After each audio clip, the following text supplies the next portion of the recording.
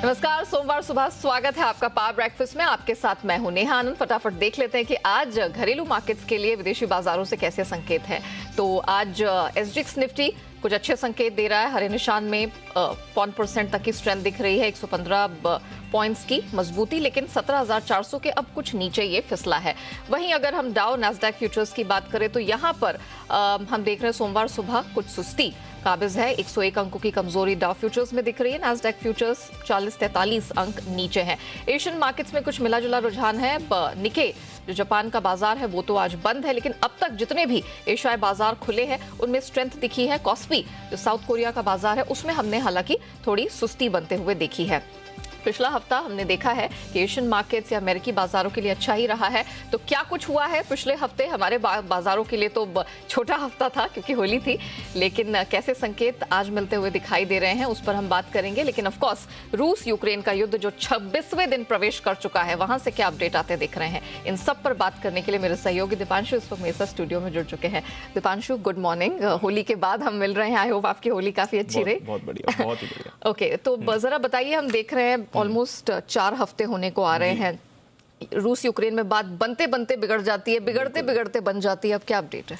Update कुछ ज़्यादा खास नहीं है। इनफैक्ट पिछले 2 हफ्तों से देखें तो अपडेट्स लगभग आपको सिमिलर ही दिख रहे हैं। दोनों देशों के बीच में बातचीत चल रही है, लगातार बातचीत चल रही है, थोड़ी वीडियो कॉन्फ्रेंसिंग भी हो रही है, पर उसका कुछ मामला निकल कर नहीं आ रहा है। इनफैक्ट अगर आप देखें तो अब तो रशिया कुछ हाइपरसोनिक मिसाइल्स का भी इस्तेमाल कर रहा है जो काफ़ी ज़्यादा डिस्ट्रक्शन कॉज कर रही है। तो वो जो लड़ाई का एक इस समय माहौल बना हुआ है वो तो कम होने की बात नहीं ले रहा, पर उसके सामने लगातार बातचीत है। ह्यूमैनिटेरियन कॉरिडोर्स बनाने की बात चल रही है। साथ ही ज़ेलेंस्की साहब, यूक्रेन के प्रेसिडेंट, उन्होंने फिर से बयान दिया है कि मैं पुतिन साहब के साथ बात करने के लिए तैयार हूं, पर अगर ये बातचीत सफल नहीं रही तो फिर तीसरा विश्व युद्ध छिड़ सकता है। ऐसे उन्होंने एक बयान दिया है कल। तो देखना पड़ेगा कि क्या यहाँ पर कुछ और अपडेट्स आपके लिए निकल कर आते हैं। उनका यह भी कहना है कि इंटरनली यूक्रेन में 1 करोड़ से ज़्यादा लोग अपना घर छोड़ चुके हैं। कई सारे बाकी देश गए हैं, कई सारे यूक्रेन के अलग हिस्सों में गए हैं जहाँ पर इतनी बड़ी लड़ाई नहीं चल रही है, बट 1 करोड़ लोग अपना घर छोड़ चुके हैं। और ये बड़ा नंबर है क्योंकि यूक्रेन की पॉपुलेशन ही सिर्फ 4.5 करोड़ है। तो आप मान लीजिए 20% जो पॉपुलेशन है वो अपने घर से बाहर हो चुकी है। तो काफ़ी सिग्निफिकेंट कुछ बयान उनके आते हुए दिखे हैं। कई देश अपना हाथ खड़ा कर रहे हैं इस लड़ाई को रोकने के लिए, नेगोशिएटर्स बनने के लिए। अब स्विट्जरलैंड के प्राइम मिनिस्टर ने भी कहा है कि हम भी तैयार हैं दोनों देशों के साथ बैठने के लिए, और अगर ये युद्ध खत्म हो सके। देखते हैं अगर वहाँ से कुछ निकल कर आता है कि नहीं। बाइडेन साहब और चीन के शी जिनपिंग साहब के बीच में भी बातचीत हुई ओवर द वीकेंड इसी मुद्दे को लेकर, पर वहां से भी कुछ बड़ा निकल कर आया नहीं। तो एसेंशियली कोशिश सब लोग कर रहे हैं, बट रिजल्ट इस समय कोई वहां से आते हुए नहीं दिख रहा है। जर्मनी, क्योंकि ये सबसे ज्यादा एनर्जी डिपेंडेंसी जर्मनी की ही है रशिया पर, वो रूस की गैस सप्लाई खत्म करने के लिए कदम उठा रहा है। कतार से इन्होंने बातचीत शुरू करी है। हालांकि इमीडिएटली इसका कुछ एक्शन नहीं आते हुए दिखेगा, बट एक एफर्ट आ रहा है कि रूस पर एनर्जी डिपेंडेंसी कम करने का। ऑस्ट्रेलिया ने इंपोर्ट्स पर बैन लगा दिए हैं। तो थोड़े थोड़े देश और प्रेशर लगाने की कोशिश कर रहे हैं, बट एसेंशियली कुछ पॉजिटिव या कुछ बड़ा अपडेट अभी तक रशिया यूक्रेन से निकल कर नहीं आ रहा है। ओके, अगर अब हम ग्लोबल स्टॉक मार्केट्स की बात करें तो पिछला हफ्ता अमेरिकी बाजारों के लिए, यूरोपियन मार्केट्स के लिए अच्छा ही रहा है। हमारे मार्केट्स के लिए भी अच्छा रहा, छोटा हफ्ता था।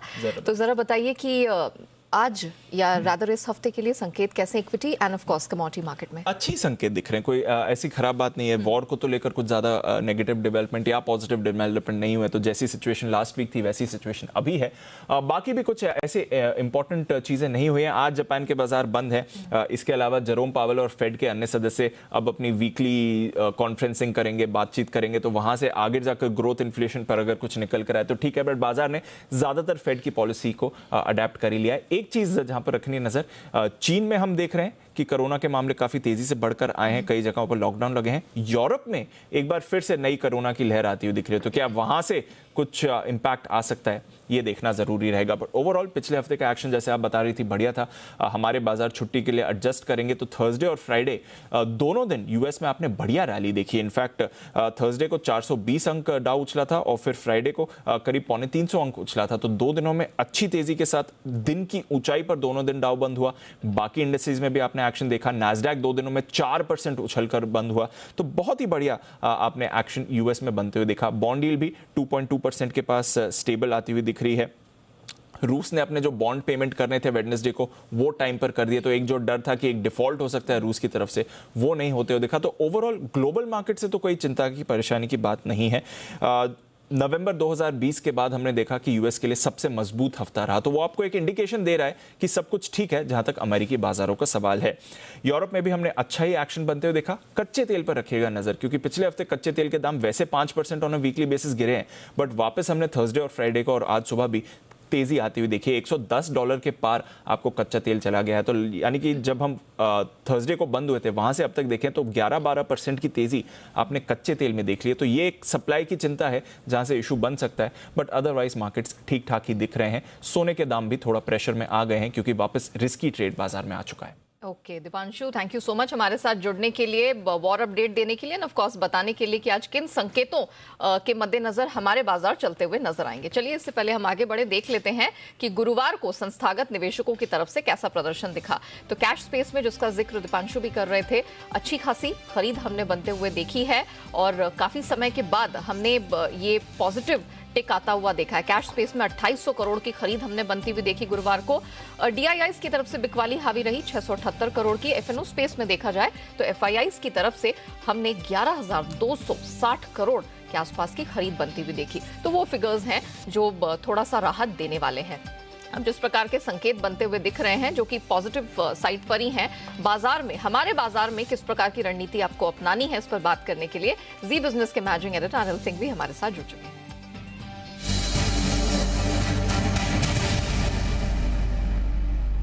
Sir good morning. मंडे के लिहाज से तो हम कह सकते हैं कि अच्छे अच्छे संकेत, शुभ शुभ ही संकेत दिखाई दे रहे हैं। सर बताइए कैसे ट्रेड किया जाए और लेवल्स क्या होंगे? Good morning. यहाँ देखिए संकेत ज्यादातर अच्छी तरफ ही है।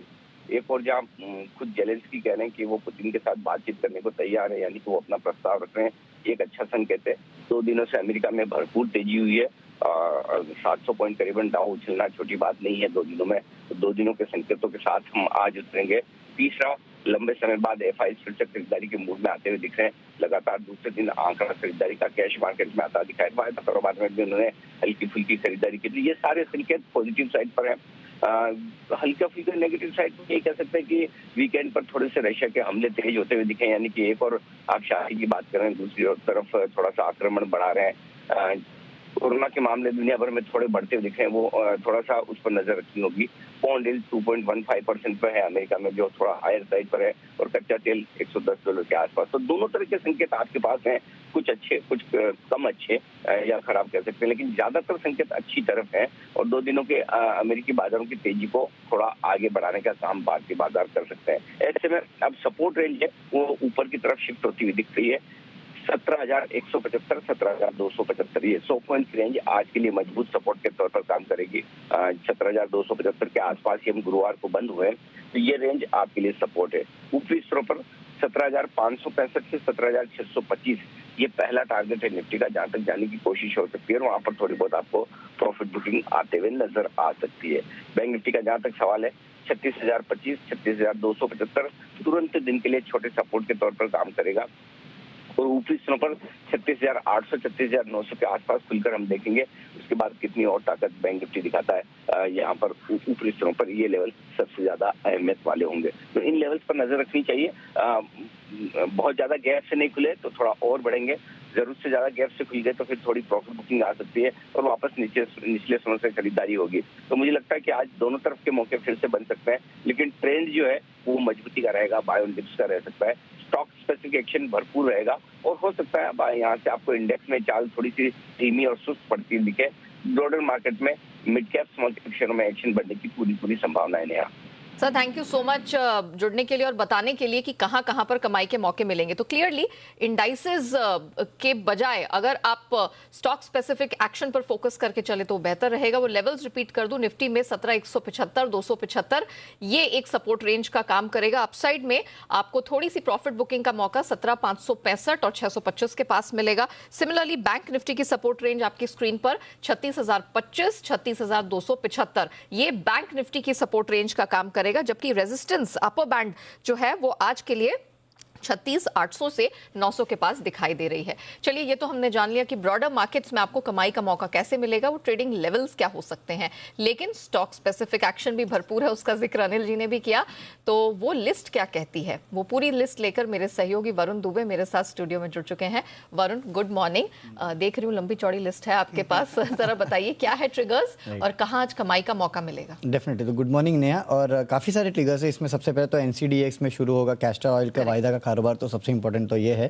तो आपके कमोडिटी स्पेस में सबसे इंपॉर्टेंट ट्रिगर है, और कच्चा तेल ऑलरेडी देखिए आप $110 के ऊपर जा चुका है। इसके अलावा धामपुर शुगर बोर्ड मीटिंग है, फाइनल डिविडेंड पे विचार करने वाले हैं।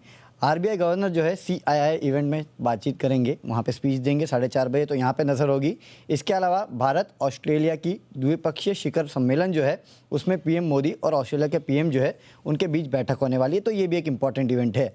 BSE लिमिटेड, मैं स्टॉक की बात कर रहा हूँ। पिछले कुछ दिनों में आपने देखा काफ़ी बेहतर रनअप देखने मिला। फ्राइडे की क्लोजिंग, थर्सडे को माफ़ कीजिएगा, गिरावट भी हुई। आज 2:1 का जो बोनस है उसकी एक्स डेट है, तो उसमें एडजस्टमेंट देखने मिलेगा, नजर रखिएगा। गेल ₹5 प्रति शेयर के अंतरिम डिविडेंड की आज एक्स डेट है, तो यहाँ पे भी आपको इम्पैक्ट देखने मिलेगा। अब आते हैं खबरों पे। तो सबसे पहले यहाँ मारुति पे नजर रखिएगा, क्योंकि सुजुकी ने गुजरात राज्य के साथ करार किया है इलेक्ट्रॉनिक व्हीकल और बैटरी निर्माण के लिए करीब 10,500 करोड़ के आसपास का निवेश जो है ये करने वाले हैं। 2025-26 के आसपास ये प्लान निवेश होगा। वही रुचि सोया मच अवेटेड FPO का ऐलान इन्होंने कर दिया है। करीब 4,300 करोड़ के आसपास का साइज होगा। जो प्राइस है 615 से ₹650 का है। मार्केट लॉट जो है 21 शेयर्स का है। रिटेल का कोटा करीब 35% के आसपास का है। 24 से 28 मार्च तक ये FPO जो है वो खुला रहेगा। शुगर कंपनीज, आज आपकी यहाँ खास नज़र होनी चाहिए, क्योंकि sugar and ethanol India conference में नितिन गडकरी की तरफ से कुछ बयान आए हैं, जिसमें उन्होंने कहा है कि चीनी उत्पादन घटाना और इथेनॉल उत्पादन बढ़ाने पे इंडस्ट्री के लिए काफ़ी बेहतर रहेगा, तो यहाँ पे फोकस करना चाहिए। और टोयोटा, ह्युंडई, सुजुकी ने 6 महीने में फ्लेक्स इंजन लॉन्च करने का आश्वासन दिया है। ये नितिन गडकरी की तरफ से बयान आया है, तो कहीं ना कहीं पूरा स्पेस जो है वो काफ़ी हद तक आज फोकस में रहने वाला है। गुजरात स्टेट पेट्रोनेट, यहाँ पे नज़र रखिएगा, क्योंकि मेरे एसेट म्यूचुअल फंड ने 0.12% के आसपास की हिस्सेदारी जो है इस कंपनी में खरीदी है। 16 मार्च को ओपन मार्केट से खरीदारी की गई है। स्ट्राइड फार्मा, यहाँ पे नज़र रखिएगा। इनफैक्ट काफ़ी सारी फार्मा कंपनी है जहाँ पे आपको नज़र रखना है। सबसे पहले स्ट्राइड्स, क्योंकि एक्सटर्न बायोसाइंसेस ने बायोलिक्स के साथ एक करार किया है। 130 देशों में second generation room temperature stable Covid vaccine को लॉन्च करने के लिए करार जो है वो किया गया है। तो इसके चलते स्ट्राइड फार्मा जो है वो आपके नज़र पे होना चाहिए, क्योंकि सब्सिडरी कंपनीज है। वहीं Aurobindo pharma, Torrent pharma, granules India, यहाँ पे नज़र रखिएगा, क्योंकि इन कंपनियों ने मेडिसिन पेटेंट पोल के साथ एक सब लाइसेंसिंग करार किया है। फाइजर की जो कोविड दवा है उसके लिए करार किया गया है। भारत समेत करीब 95 देश है जहाँ पे इसको ये मैन्युफैक्चर और सप्लाई करेंगे। और सबसे आखिरी में NBCC, यहाँ यूनियन टेरिटरी लद्दाख में करीब 500 करोड़ रुपए के आसपास के ऑर्डर इस कंपनी को मिले हैं। और 768 यूनिट मालदीव में बनाने के लिए 320 करोड़ के ऑर्डर भी इस कंपनी को मिले। तो काफ़ी सारे ऑर्डर विन्स है NBCC के लिए, जिसके चलते आपको NBCC पे नजर रखनी है। चलिए, तो खबरों के दम पर इन स्टॉक्स में रहेगा एक्शन, बिल्कुल इन्हें अपने रेडार पर रखिएगा। शुक्रिया वरुण वो पूरी अपडेट के लिए। चलिए अब जान लेते हैं आज के trading calls. Choice broking, Bombay Burma खरीद की रिकमेंडेशन आई है। 912 का स्टॉप लॉस लगाएं, 1010 का टारगेट। आनंद राठी सिक्योरिटीज की वही रिकमेंडेशन है कि हीरो मोटो खरीद के चले, 2350 का स्टॉप लॉस रहेगा और 2550 का टारगेट इनकी तरफ से सुझाया जा रहा है। चलिए अब इक्विटी मार्केट के लिहाज से जो हमारे एक्सपर्ट्स हैं उनकी क्या सलाह बनती हुई दिख रही है, कौन सी रणनीति आपको बेहतरीन मुनाफा कमा कर देगी, इस पर बात करने के लिए सेंट्रम ब्रोकिंग के नीलेश जैन हमारे साथ जुड़ चुके हैं। नीलेश जी, गुड मॉर्निंग, स्वागत है। जरा बताइए आज कहाँ सोमवार के बाजार में आपको कमाई के मौके दिख रहे हैं? नमस्कार नेहा जी। देखिए, ओवरऑल बाजार में जिस प्रकार का मोमेंटम बना हुआ है, ये मोमेंटम यहाँ से और कंटिन्यू होना चाहिए। निफ्टी में खरीदारी करने की सलाह होगी। 17,190 के स्टॉप लॉस से 17,450 और 17,500 तक का मूव हमें यहाँ पे दिखाई देता है। पिछले सप्ताह भी हमने खरीदारी की सलाह दी थी और अभी भी बिल्कुल बरकरार है। बैंक निफ्टी में भी डेफिनेटली यहाँ से 37,000 तक का लेवल हमें देखने को मिल सकता है। 36,100 के स्टॉप लॉस से बैंक निफ्टी में भी खरीदारी की जा सकती है। तो ओवरऑल निफ्टी बैंक निफ्टी दोनों में ही गिरावट पे खरीदारी के मौके ढूंढने चाहिए। आज के लिए 2 स्टॉक जो हमने आइडेंटिफाई किए, एक है बैंकिंग स्पेस से कोटक महिंद्रा बैंक। इस पर्टिकुलर काउंटर में काफी लंबे समय बाद एक रिवर्सल फॉर्मेशन हमें देखने को मिला है। 1800 के स्टॉप लॉस से 1860 के टारगेट के लिए कोटक महिंद्रा बैंक को खरीद के चल सकते हैं। वहीं रियलिटी स्पेस से DLF अपने 200 DMA को पार करता हुआ नजर आया था फ्राइडे के सेशन में, तो यहाँ पे खरीदारी करके चल सकते हैं। 358 के स्टॉप लॉस से 375 के टारगेट्स होंगे। ओके नीलेश जी, बहुत शुक्रिया आपका हमारे साथ जुड़ने के लिए। ना सिर्फ ब्रॉडर मार्केट्स में, मेजर इंडाइसेस में, बल्कि स्टॉक स्पेसिफिक एक्शन भी हमारे दर्शकों के सामने रखने के लिए और बताने के लिए कि कहां कहां आज कमाई के मौके मिलने वाले हैं। तो और अब जान लेते हैं कमोडिटी बाजार में आज आपको क्या रणनीति अपनानी है। मोतीलाल ओसवाल कमोडिटीज के अमित सजेजा की रिकमेंडेशन है कि सोना अप्रैल वायदा बेच कर चले। एमसीएक्स पर 51,650 के पास मिले सेल करने की रिकमेंडेशन, टारगेट 51,200 का।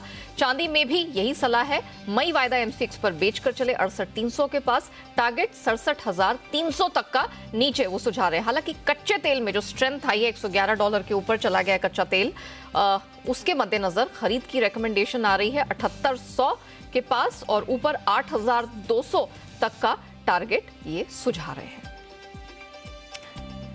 चलिए इसके साथ साथ वक्त हो गया है एफआईआर यानी कि विदेशी संस्थागत की तरफ से जो ब्रोकरेजेस हैं उनकी तरफ से आज कहां पर रिकमेंडेशन या रिपोर्ट निकल कर आ रही है वो हम आपको बता देते हैं। आज बर्नस्टाइन की इन्फो एज पर रिकमेंडेशन है, उनका आउटलुक इस पर आउट परफॉर्म का है और लक्ष्य 6,550 का वो सुझा रहे हैं। चलिए इसी के साथ पावर ब्रेकफास्ट में इतना ही, मुझे दीजिए इजाजत।